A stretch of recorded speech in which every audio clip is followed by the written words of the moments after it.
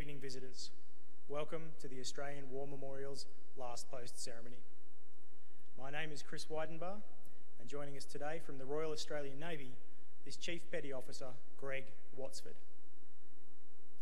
We are honoured to acknowledge General Mark Companol, Chief of Defence, Belgium, and Air Chief Marshal Mark Binskin, Chief of Defence Force Australia, and the accompanying delegation.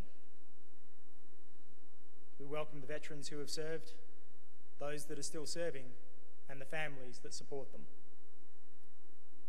We acknowledge the members of RSL and Services Clubs Association, RSL Victoria, and RSL Queensland who are watching the broadcast of this ceremony across Australia. During the ceremony, wreaths will be laid at the base of the pool of reflection by visitors to the memorial. I invite you all please to stand and join in singing the national anthem.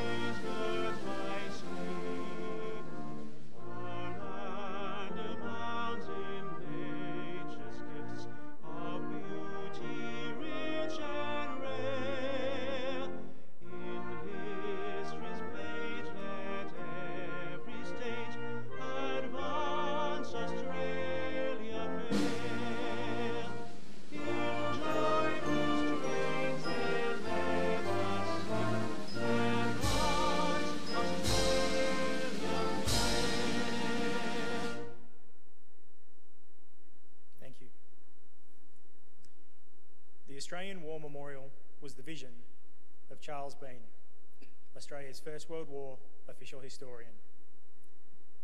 Bean landed with the Australian troops on Gallipoli and stayed with them at the front through to the end of the war. The idea of this national memorial and museum came to him at Pozières, France, in the depths of the bloody fighting of 1916. Bean's idea was that this would be a place where families and friends could mourn loved ones buried in faraway places. It would also be a place that could help all Australians understand what these men and women had endured and what they had done for us. Bean's vision, to which we remain true, is best expressed as inscribed in the entrance to the memorial's galleries. Here is their spirit, in the heart of the land they loved. And here we guard the record which they themselves made. Tonight, we will read the story behind just one of those on the Roll of Honour, which lists the names of more than 102,000 men and women who have given their lives for us in war and operations for more than a century. But first, we present a lament, Flowers of the Forest. Wreaths or floral tributes will now be laid at the base of the pool of reflection.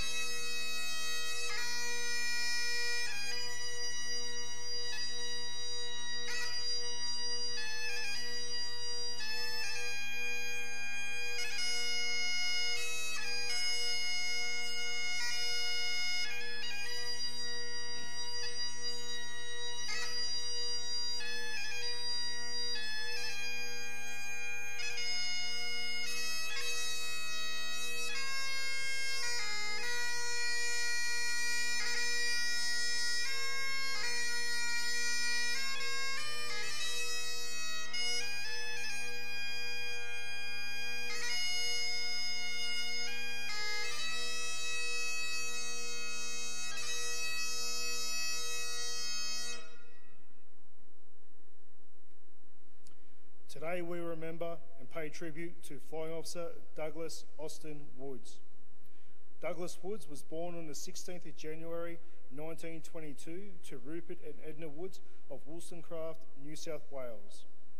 After completing his education, Douglas Woods worked as a bank clerk until the 9th of November 1941.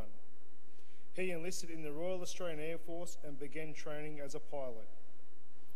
In March 1943, Woods left Melbourne for overseas service as part of the Empire Air Training Scheme. He was one of almost 16,000 RAF pilots, navigators, wireless operators, gunners and engineers who throughout the course of the war joined the Royal Air Force Squadron. In Britain, Woods undertook further specialist training before being posted to number 514 Squadron, Royal Air Force in January 1944. A part of the RAF's Bomber Command, number 514 Squadron flew the 4-engine Avro Lancaster heavy bomber.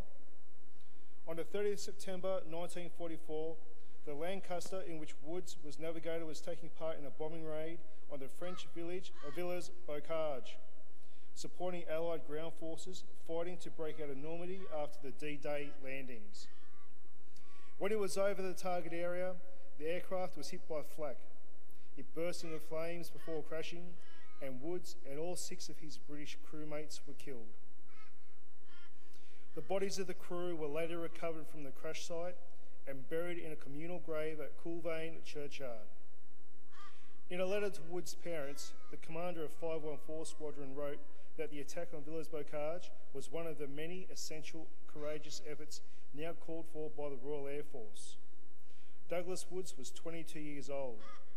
His name is listed here on the Roll of Honour on my left, amongst almost 40,000 Australians who died while serving in the Second World War. A photograph of his headstone is displayed beside the pool of reflection. This is one but many of the stories of service and sacrifice told here at the Australian War Memorial.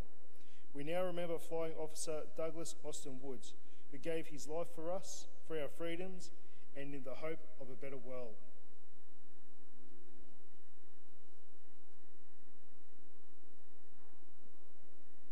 Please stand for the reading of the ode and the sounding of the last post.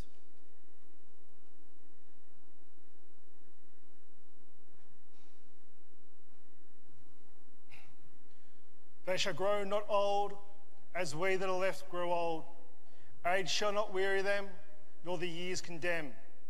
At the going down of the sun, and in the morning, we will remember them. We will remember them.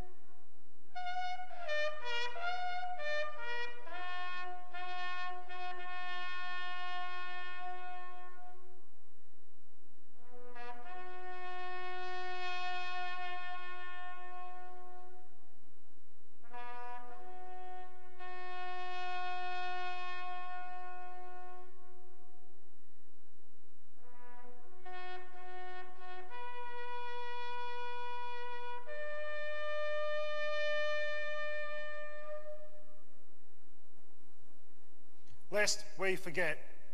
Lest we forget.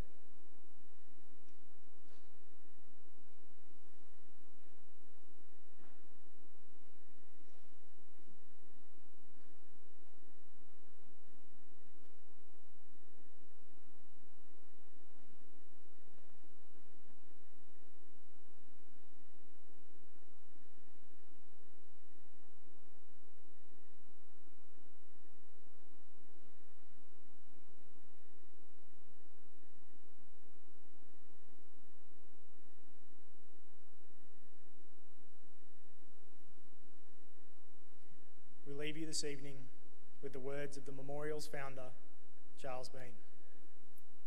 Many a man lying out there at Pozieres or in the low scrub at Gallipoli, with his poor, tired senses barely working through the fever of his brain, has thought in his last moments, well, it's over.